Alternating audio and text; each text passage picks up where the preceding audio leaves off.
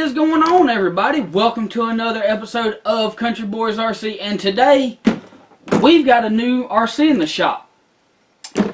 My wife was nice and she actually surprised me with this early Christmas present. She went out Black Friday, caught this on sale, and she decided to get it for me because I've been dropping hints for the past couple months that I've been wanting one. So she went out Black Friday, bought it for me, surprised me with it, and I was expecting, okay, well, great, now I've got to wait until Christmas to open this thing up and actually get out and fly it. Well, she's been nice to me and told me, no, you don't have to wait till Christmas. You can go ahead and just, open it up and have fun with it. Happy early Christmas. Hope you enjoy it. Well, you guys can see this well enough. She got me the Phantom 3 Standard. This is DJI's, not the latest Phantom, but it's the previous version that they come out with. It's a great entry-level quadcopter for the price. I think she paid right at $400 for this one after tax and everything. So I decided that we're going to do an unboxing video. Well, I've already taken it out and flown it, so I really can't do an unboxing because this thing is huge. So we'll just go ahead and get this out of the way, and I'll show you guys what all comes in the box itself. So now that that's out of the way, this is the first quadcopter of this size and this magnitude and experience level that I've ever owned and ever flown. If you guys remember last year, I believe it was, I had that little Hubsan X4. Well, I still got it. It's actually sitting around here somewhere. Let me see. Where's it at? Here it is. I had it sitting on my little work table here on one of the shelves. As you guys can see, this is what they call a micro quadcopter. It fits in the palm of my hand very nicely. This, compared to the Phantom, this would be like running a 1/18 scale to a 5th scale RC car. So, I mean, it's that big of a difference in size. So, I'll get the Phantom up here on the table and show you guys here in a minute the size difference. But first, I'm going to show you what all comes in the box. Move that piece of plastic out of the way. One of the first things you see when you open it up, you get this black bag. It's got the DJI logo screen printed on it. It's a really nice bag that they send with this. Inside of it is your propellers. You actually get 8 propellers for this quadcopter. Here's 4 of them. They are, let me get them all spun around so you can see it. They are color-coded black and silver, so you know where they go on the on which motor that they go on the quadcopter. So you actually get 8 rotors. You get 4 to fly with and 4 spares in case you wreck or crash one and it breaks or you have some type of issue with it. They are self-tightening rotors, so you spin them on and they cannot spin off without help. So you get 8 rotors. This nice DJI bag, we'll lay that over here out of the way. You get your, this actually comes pre-installed in the quadcopter itself. This is your battery. It's a 4S LiPo. It is, let's see if I can find the milliamp on it. It's a 4480 milliamp hour 4S LiPo. It's what Phantom calls their intelligent flight battery. With this battery here, it's got a unique power on sequence. It's got a button on the back here to power it on. You press that button and you can see the bar blinking, and that'll actually show you your battery level. But to power it on, you press it and then hold it again and it will power on. These little green lights will come across and indicate your battery level. Right now it is blinking 1 bar at the very end, which means this battery is almost dead, so I need to put it on charge before I can fly it again. When this thing gets down to about 15% battery life, it will actually automatically return home and land. At 10% battery life, which is their critical mark, it will automatically land wherever you are. So if you're out in the middle of a field somewhere and it's at 10%, it will land directly below where it's hovering above. So it's not a big drastic drop, but it does come down quite quickly. But when it gets down within a foot of the ground, it will slow down and hover and lower itself down very nicely. So to turn it off, you just do the opposite, or you do the same sequence. Just press it and then hold it, and then the battery lights will go down. So now that that's off, we'll set that off out of the way. You get this little accessory box here. Inside of it, you get DJI's propeller removal tool. It's this unique, almost looks like a pair of tweezers that your wife would use to, you know, to look pretty with.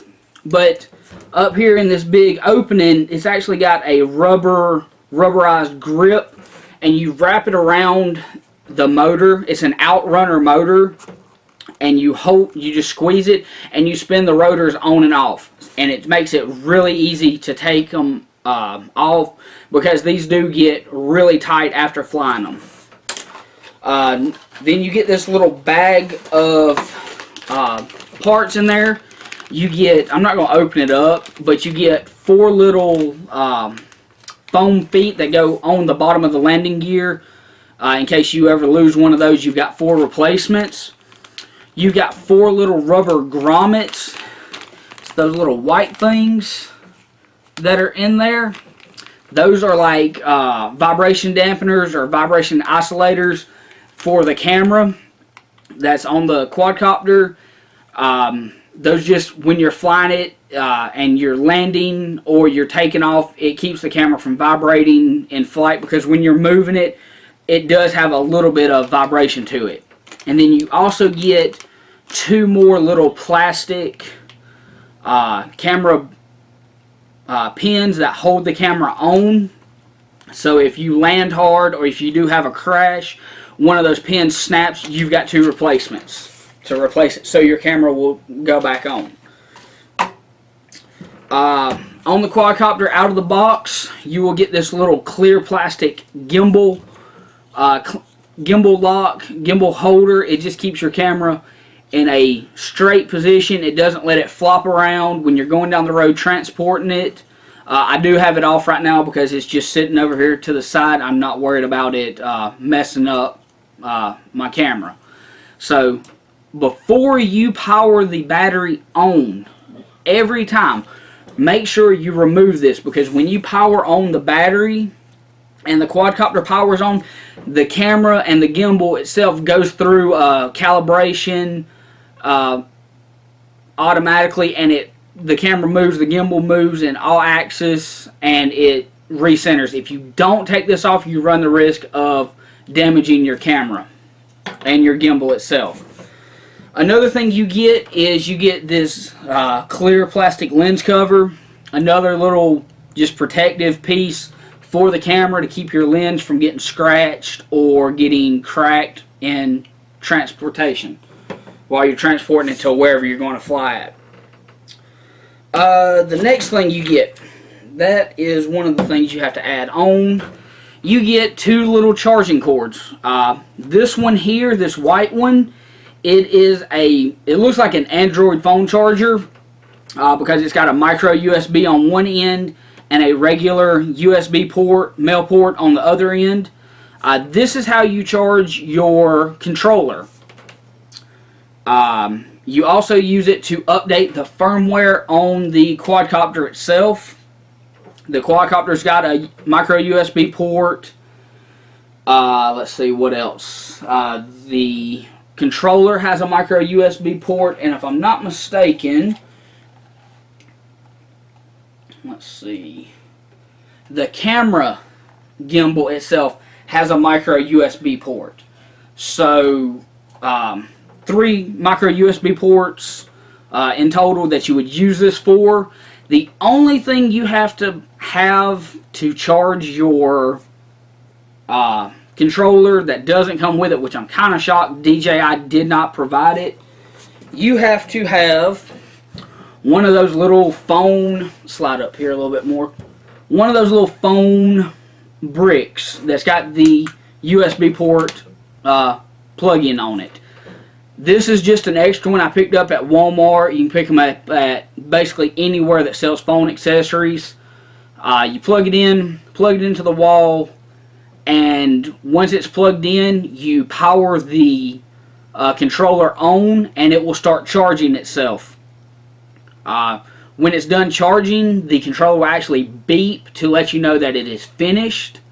Then you can go unplug it and wait on your 4S LiPo for the Phantom to charge up. So that's one charging cord that you get. The other charging cord is this. It looks like a laptop charging cord, just a regular US 120 wall outlet plug. And on the other end of it, you have 2 different plug-ins. If I'm not mistaken, this one here that looks like a computer laptop plug-in, this is for the newer DJI controllers. They don't use the micro USB. They actually use this style plug to plug it in and charge it. What I've been told is you don't charge the battery and the controller at the same time. The distribution block will not handle it, so you charge them separately and you should be okay. The other plug that's on here, this is to charge the battery. This plug uses something similar to a Traxxas style plug, the dual flat pin plugs. We'll stick it up there so you guys can see it. It's kind of hard to see because it's so small. That's the plug for the battery. When you're charging the battery, you just plug it in, and the little lights on the battery will actually increase. You know, the more lights it's lit up, the fuller the charge is. When the battery's done charging, it will actually turn itself off. It will stop charging altogether, unlike the controller battery, which will just constantly beep at you. So that is the 2 chargers you get. The last thing, other than the controller and the quadcopter itself, excuse me, is all of your paperwork. Comes in this nice little white envelope that's got a picture of a piece of paper on the front of it. Inside you get some very colorful DJI stickers to go on the quadcopter if you don't like the red that's on there already. You get a couple different colors. You get purple. You get another red. You get like this metallic pink, a metallic orange, a blue, a green, and then you get this like very baby pink. I mean, it's so hard to pick up, the camera's not even picking it up. You get those in there. You get 2, let's see if I can get them together. You get 2 quick start guides, one in English and one I believe is in, I don't know, let's see. It looks to be either Spanish or French. I'm not quite sure because I don't read either one of them. So you get another language quick start guide, and then you get the English one. And in the quick start guide, it goes through startup, how to plug in your batteries, which way, which position the sticks go to make the quadcopter react in that same way. If you push the right stick forward, the quadcopter flies forward, left, and it's got different ways you can actually adjust it to your style of flying. You actually have a gimbal control to make the camera pan up and down on the top left corner of the controller. Let's see here. What else do we have? Let's see. On the back, it shows you how to check the battery levels, how to charge your batteries, preparing the remote control, preparing to take off, where it shows you to remove that little gimbal clamp here. Shows you how to install the rotors correctly, and then it shows you how to take off and how to fly safely, and then it's got a specification sheet on the back side of it. To take off, let me grab the controller here. To take off, this is your controller that you get with the DJI Phantom. Move this out of the way for the moment. To take off, it's got what they call a CSC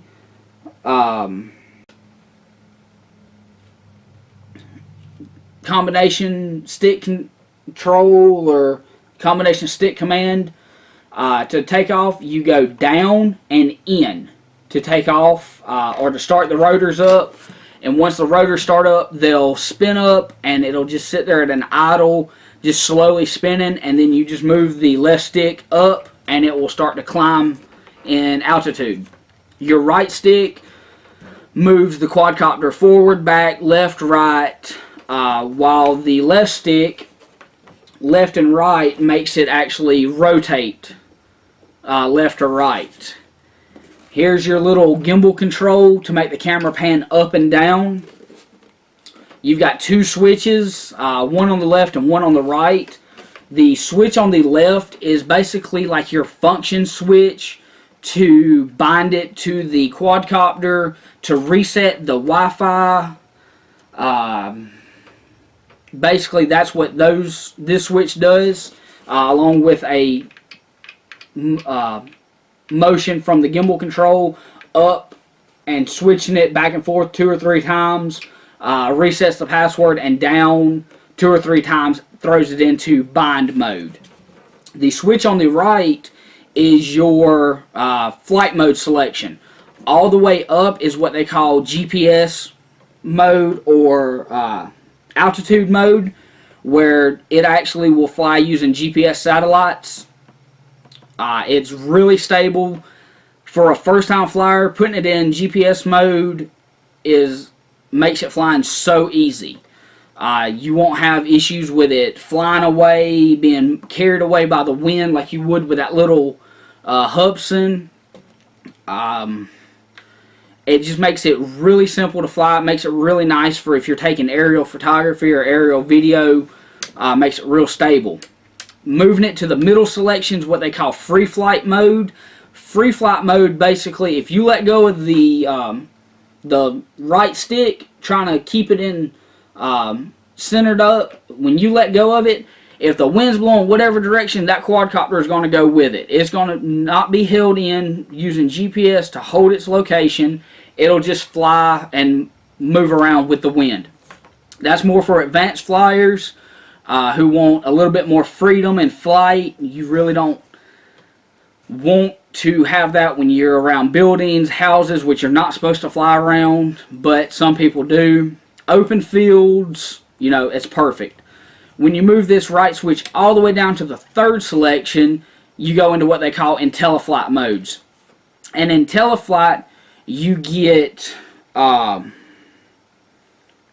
to think what else, what all do you get? You get waypoints, follow me, point of interest, heading lock, and there's one other mode you get, and I'll go into all those modes whenever I do the review on the quadcopter itself. So that is basically the controller. I jumped from what was in that little instruction packet over to this because it kind of, you know, the command. But this little piece I moved out of the way. I'll just go ahead and show you guys what this is. This is actually your phone clamp to clip your phone or iPod onto, because it does not hold a tablet. This version doesn't. You need the Inspire or the Phantom 4 clamp to hold tablets on. It does stink that you can only use phones on this, but I've seen people using iPhone 6s. The 6S actually fits in this with no issues. I mean, you see how wide of a gap that opens up right there. I mean, it will hold a very large phone. So that is the controller itself. One thing that does not come with it that I suggest you get, right here there's a little metal loop or little metal tab that sticks up that's got a hole in it. Get yourself a lanyard and with a clamp on it and just clip it on there. Put it around your neck. It makes it so easy to fly, because 25 minutes of flight time out of this one battery, you're standing there holding this, looking down, looking up, trying to check it. Your arms do get tired.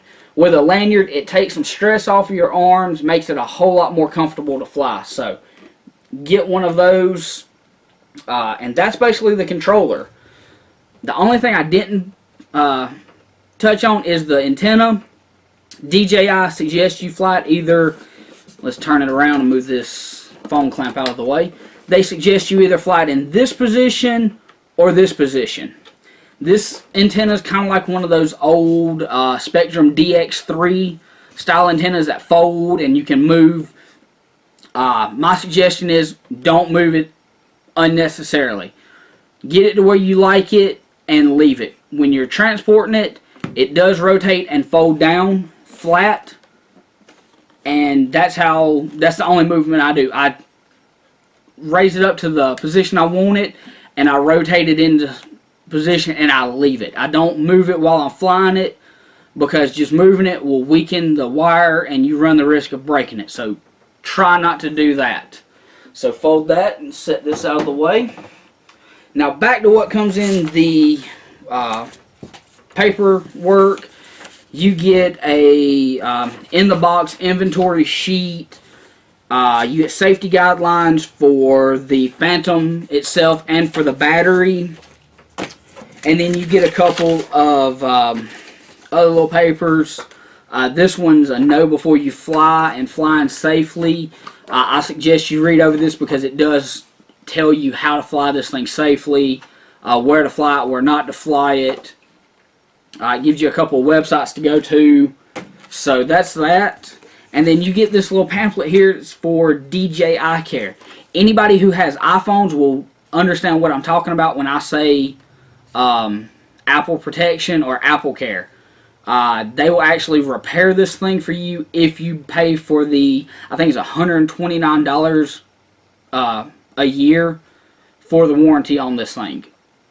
So if you damage it, you send it in, they'll repair it, and you'll be flying back in no time. So that's what all comes in that paperwork. Now for the big piece that everybody's been waiting for. The actual quadcopter itself.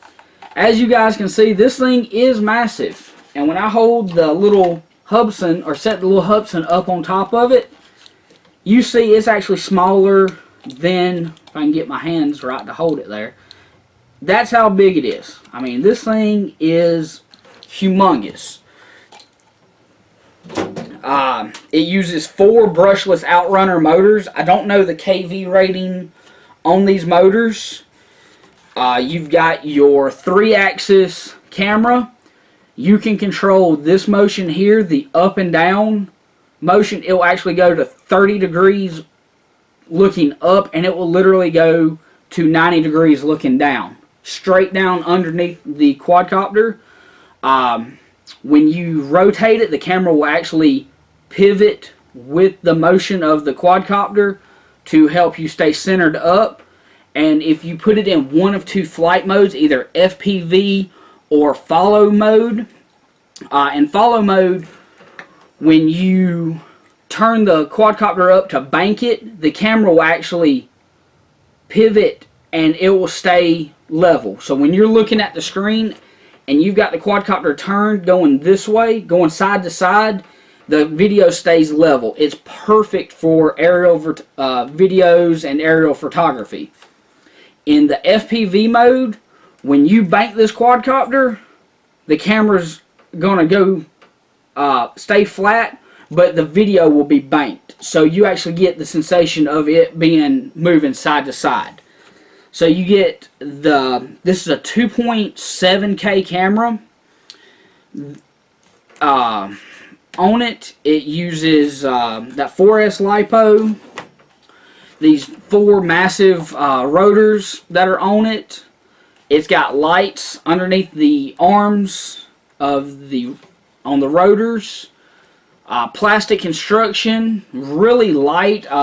It does fall under the required laws for FAA registration, because it is a certain weight quadcopter, so you do have to register it. I think registration's $5 or $10. It's not much. If you live somewhere near an airport or in a big city, you need to register it regardless. I have not registered this one yet. I do plan on registering it just so I don't get fined and get in trouble for it. Another law is there's a FAA Part 107, I believe is what it is. It is required for anyone doing commercial photography or commercial aerial video. So surveyors, real estate people, YouTube videographers. That's kind of a gray area because it's not commercial. We're not selling the product. We're not selling our videos. We're not selling our photos when we do it. So it's kind of one of those gray areas. Part 107 also falls if you're flying over crowds, like football games, parades, town festivals, stuff like that, where you might give your pictures of your videos to the local news or newspaper. So it's kind of one of those commercial deals, whether it's private or not. So I'll have to look in to see if I'm required to get that 107. I've been told I'm not required because I'm not selling anything and I'm not providing a paid service. So that's one of the things that you got to watch out for if you do purchase this. Now this is, I haven't said it yet, this is the Phantom 3. This is the base model Phantom 3. This is the standard. You have the professional and you have the 4K. The professional and the 4K both use a 4K camera mounted underneath it. They use, I believe they use a different rotor attachment, or they may still use this self-tightening rotor, but the Phantom 4s use an entirely different thread and an attach style for the rotors, and the camera's different on the 4. But that's about it, guys. If you haven't already, click on the like button, subscribe. I'll try to get some video of this flying, get just some video just out around my house, up, a couple hundred feet in the air, show you how good the camera is on it. You can do YouTube Live through this, which I really like, so be watching for that. Another thing, if you haven't been getting our videos when we upload them, there is a little bell in the top right corner of your screen. If you'll click on that bell and click Get Notifications, you will get a notification on the mobile app in the subscriptions tab that a new video has been uploaded from one of your subscription pages. So go click on that and you'll get notification when I upload a new video, or whenever I'm doing a YouTube live video. That will show up on there also. Check out the Facebook page, the Twitter, Instagram, all of that for all the latest news and updates. Should have some new off-road cars in the shop within a couple weeks from my new sponsorship for 2017. I will be driving for Team C. I'll do more on that when they come in. Going to be doing a review on this probably about a week or two. That should give me enough time to get some flights in and see how I like it. And that's about it, guys. So if you haven't already, go ahead, like I said, click on that like button, subscribe, and we will see you guys on the next one. Hope you enjoyed it.